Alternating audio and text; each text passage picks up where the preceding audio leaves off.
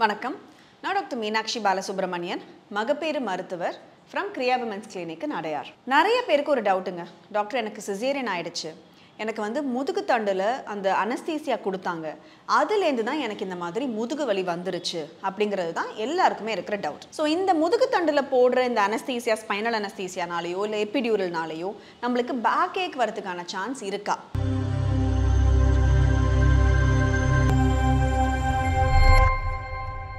சில பேர்லாம் பார்த்தீங்கன்னா எப்போவோ 20 வருஷம் 30 வருஷத்துக்கு முன்னாடி நடந்த டெலிவரினால எனக்கு இப்போ பேக் ஏக் ஆகுது அப்படிம்பாங்க. அவங்க என்னன்னா நம்ம உடம்பை பார்த்துக்கிறோம், நம்மளுக்கு அந்த ஒரு அவ்வளோ பெரிய ஒரு விஷயம் ப்ரெக்னன்சி டெலிவரி அப்படிங்கிறது நடந்தது அப்படிங்கிறதெல்லாம் மறந்துட்டு அந்த அத்தனூண்டு ஒரு சின்ன ஊசி அது அந்த முதுகில் போட்டதுனால தான் லைஃப் லாங் அவளுக்கு பேக் ஏக் இருக்குது அப்படிங்கிற மாதிரி நினச்சிப்பாங்க. Spinal anaesthesia does not cause prolonged back ache. அது அவசியம் உங்களுக்கு பேக் ஏக் கொடுக்காது.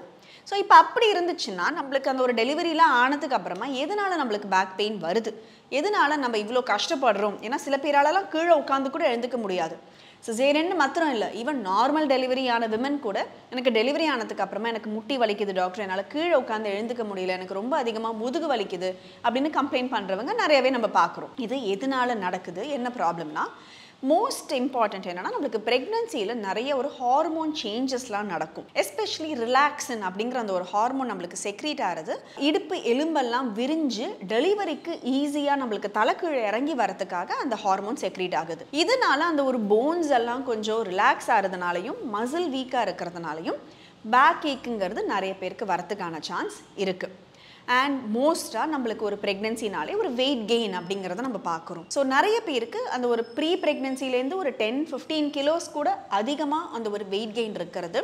சம்டைம்ஸ் அந்த வெயிட் லாஸ் ஆகிறதும் கொஞ்சம் கூடுதலான டைம் எடுக்கிறதுனால அவங்களோட அந்த கீழே இருக்கிற லெக்ஸ் இல்லை போன்ஸ் எல்லாமே அந்த வெயிட் பேரிங் அதிகமாக இருக்கிறதுனால ஒரு பேக் ஏக் வரலாம். அண்ட் அது மட்டும் இல்லாமல் மோஸ்ட் காமன் காஸ் ப்ரெக்னென்சினா நம்ம அந்த ஒரு முதுகு பகுதி பார்த்தீங்கன்னா பின்னாடி போன மாதிரி நடப்போம். ப்ரெக்னென்சி லாடோசஸ்ன்னு சொல்லுவோம், நம்ம ஒரு டக்லிங் வாக் மாதிரி, வாத்து மாதிரி. அது ஒன்று பாப்பாவுக்கு பால் கொடுக்குற நேரத்தில் நம்மளை பற்றி சுத்தமாக கவனிச்சிக்கிறதே கிடையாது. என்ன பொசிஷனில் உட்காந்து பால் கொடுப்பாங்கங்கிறதே அம்மாக்களுக்கெல்லாம் தெரியக்கூட தெரியாது. மோஸ்ட்டாக பார்த்தா தலையை தொங்க போட்டுக்கிட்டு ஒரு மாதிரி ஒரு ஆடான ஒரு பொசிஷனில் உட்காந்துட்டு பால் கொடுக்கறது தான் ரொம்ப காமனாக இருக்கும். இந்த மாதிரி பாஸ்டுரல் இஷ்யூஸ்னாலையும் நம்மளுக்கு பேக் பெயினுங்கிறது காமனாக வரும். And diet. ஸோ டயட் நம்மளுக்கு ரொம்ப அவசியம். ஒரு ப்ரோட்டீன் ரிச், கால்சியம் ரிச் டயட்டுங்கிறது ரொம்ப அவசியமாக எடுத்துக்கணும். எஸ்பெஷலி அந்த ஒரு பிரெஸ்ட் ஃபீடிங் சமயத்தில் அந்த ஒரு டயட்டை நம்ம கவனிக்காமல் இருந்தோம்னா பேக் ஏக்குங்கிறது காமனாக வரும். மோஸ்ட்டாக டெலிவரி ஆனதுக்கு அப்புறமா கால்சியம் சப்ளிமெண்ட்ஸ் எல்லாருக்குமே கொடுப்பாங்க. நம்ம அந்த ஒரு பேபியை பார்த்துக்கிற அந்த ஒரு சூழ்நிலையில் நம்மளை பற்றி யோசிக்காமல் இந்த டேப்லெட்ஸ் எல்லாம் ஒழுங்காக எடுக்காமல் இருக்கிறது தான் முக்கால்வாசி பேருக்கே ஒரு நார்மலான ஒரு விஷயம்.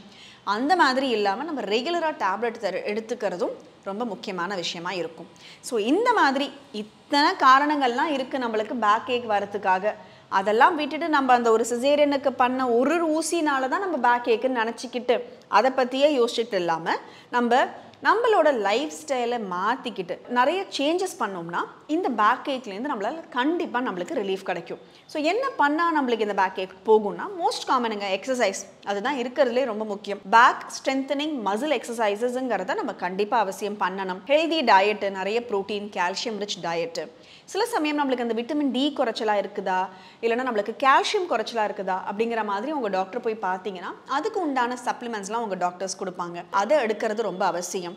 அண்ட் மோஸ்ட் இம்பார்ட்டன்ட் பாஸ்டர் பார்த்துக்காங்க. எஸ்பெஷலி அந்த பேபியை ஃபீட் பண்ணுற நேரத்துலையோ நீங்கள் எப்படி ப்ரெக்னென்சியில் நீங்கள் என்ன மாதிரி நடக்கிறீங்கிறத உட்பட எல்லாமே நீங்கள் அந்த ஒரு பாஸ்டர் பார்த்தீங்கனாலே அது ஒரு கரெக்டாக நீங்கள் அந்த பாஸ்டர் வச்சுக்கிட்டிங்கன்னா இந்த பேக் ஏக்கை நம்ம கம்ப்ளீட்டாக அவாய்ட் பண்ண முடியும்.